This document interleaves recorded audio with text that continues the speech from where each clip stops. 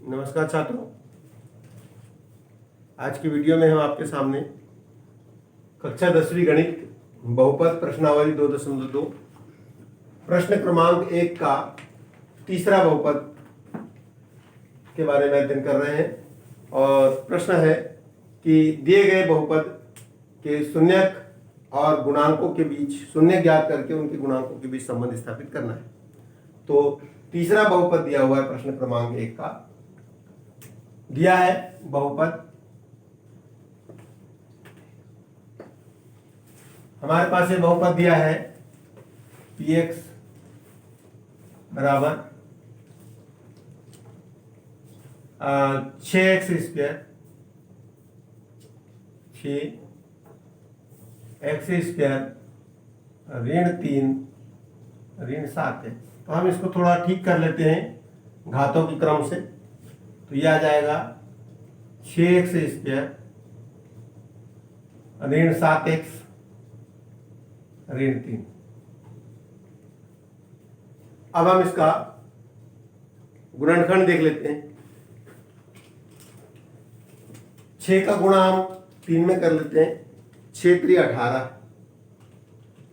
ठीक है। तो अब ये बीच के पद को तोड़ना है, ऐसे दो भागों में तोड़ना है कि आपस में गुणा करें। यदि पहले और तीसरे पद का तो ये 18 आ रहा है, और ये बीच के दो भागों में तोड़ना है। ऐसी दो संख्याएं चुनिए जिनका वो आपस में यदि गुणा करे तो 18 आ जाए, और जोड़ने और घटाने पे 7 आना चाहिए। तो सोचिए कि वे कौन सी संख्या होगी दोनों। तो इसके लिए अब हम देखते हैं 6 और 7 ऐसी दो संख्याएं कौन सी है 7 के बीच में, जिनका आपस में गुणा करेंगे तो वे संख्याएं हो जाएगी 2 और 9। 2 और 9 आपस में यदि हम गुणा करते हैं तो 9 दूनी 18, और यदि 9 में से 2 को घटाते हैं तो बचेगा 7। तो हमें क्या करना पड़ेगा? ऋण 7 बचाने के लिए 9 को ऋणात्मक रखना पड़ेगा और 2 को धनात्मक रखना पड़ेगा।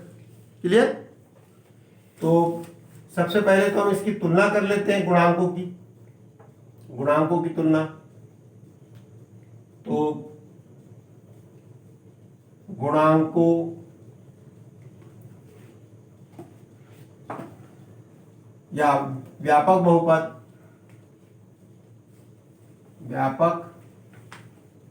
बहुपद ax square plus bx plus c से तुलना करते हैं। तो जहां गुणांक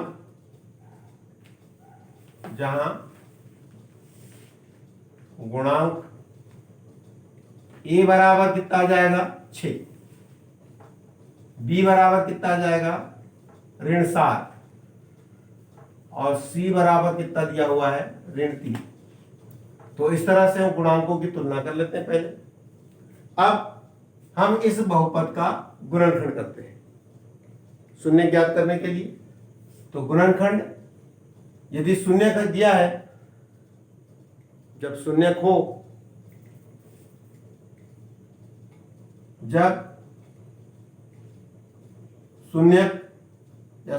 होने के लिए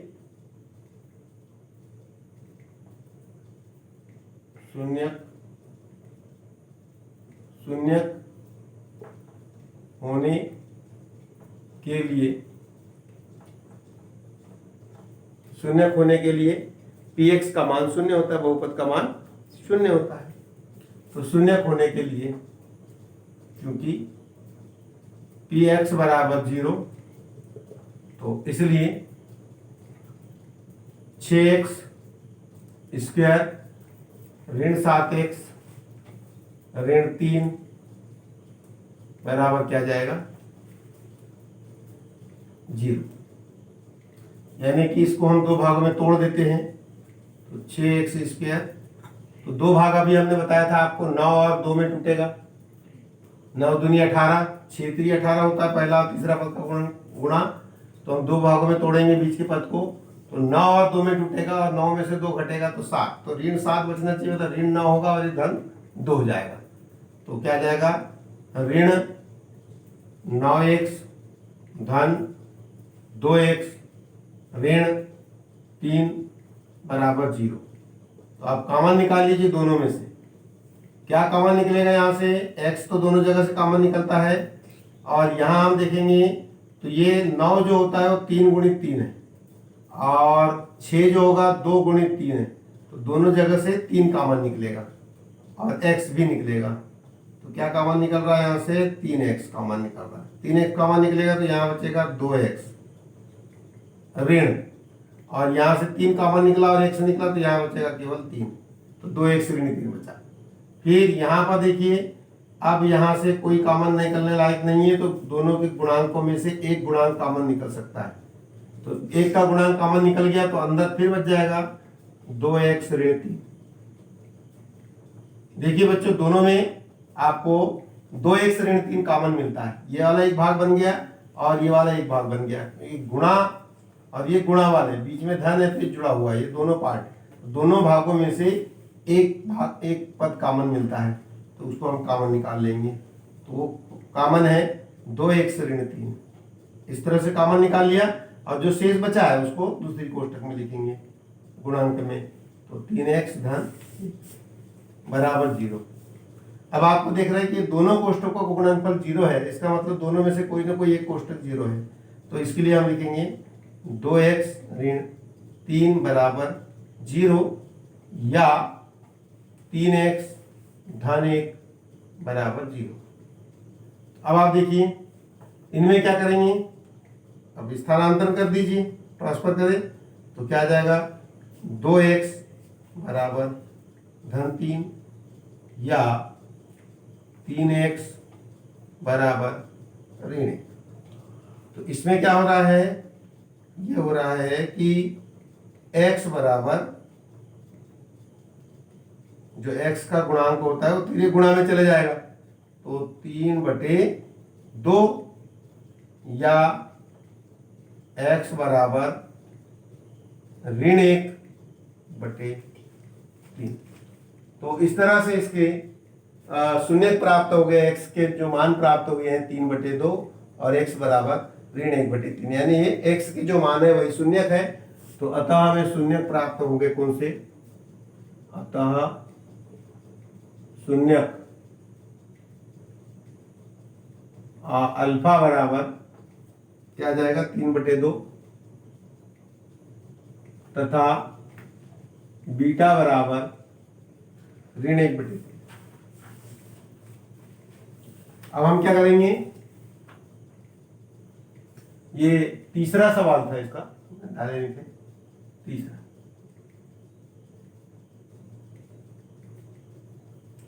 चलिए ये शून्य प्राप्त हो गए, अब इनकी जांच करते हैं, है ना, गुणांकों एवं शून्यकों की जांच। गुणांकों एवं शून्यकों में संबंध की जांच, मतलब जांच करते हैं कि सही आएंगे कि नहीं इनके बीच जो संबंध है। तो पहला संबंध है शून्यकों का योगफल, है ना। तो चूंकि शून्यकों का योगफल, चूंकि शून्यकों का योगफल बराबर होता है -b/a, यानी इसलिए अल्फा प्लस बीटा बराबर -b/a, यानी ये हो जाएगा, अल्फा का मान अपने पास में आ गया है कितना, 3/2 और बीटा का मान आ गया है प्लस -1/3 इज इक्वल टू, इसमें मान भर देंगे -b और a का, तो b का मान कितना है, ऋण 7, ये माइनस तो है ही, b का मान है ऋण 7 और a का मान कितना है अपने पास में 6। अब इनको हम आगे हल करते हैं। 3/2 ऋण का गुणा करेंगे तो ऋण आएगा 1/3 बराबर इसका गुणा करेंगे तो 7/6। देखते हैं क्या होगा इनको। इनका लघुत्तम निकाल ले या डायरेक्ट तिर्यक गुणा करके इनका इधर गुणा इसका इधर गुणा और इन दोनों का गुणा इस तरह से भी हम डायरेक्ट कर सकते हैं। तो क्या आएगा 3×3 9 ऋण 2 एकम 2 और 3×2 6 बराबर 7/6। ये 9 में से 2 गया तो ये आ रहा है 7/6 बराबर 7/6। तो ये वाला भाग तो बराबर आ गया। शून्यकों का योगफल। अब है पुनः शून्यकों का गुणनफल।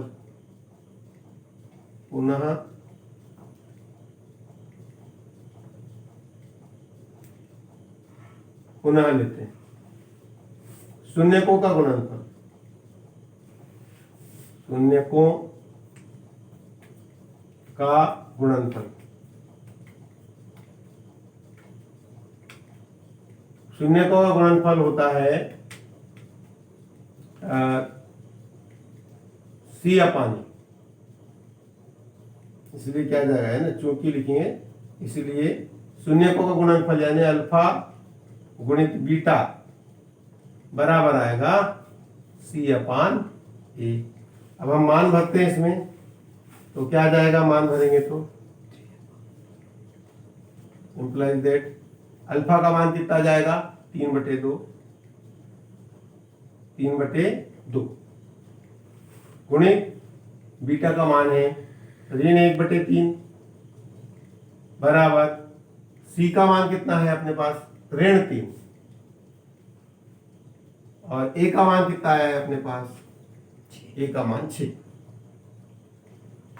ठीक है, अब फिर से इंप्लाइज दैट लगाइए। फिर आएगा इनका गुणा करेंगे तो ऋण 3 एकम 3 और 3×2 6 और इधर भी देखिए आप ऋण 3/6। देखो दोनों पक्ष बराबर प्राप्त हो गए। अतः यहां लिख सकते हैं हम लोग अतः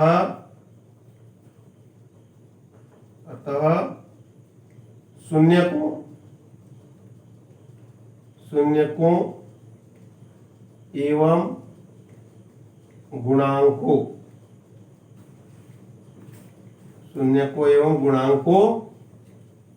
के बीच संबंध सत्य है।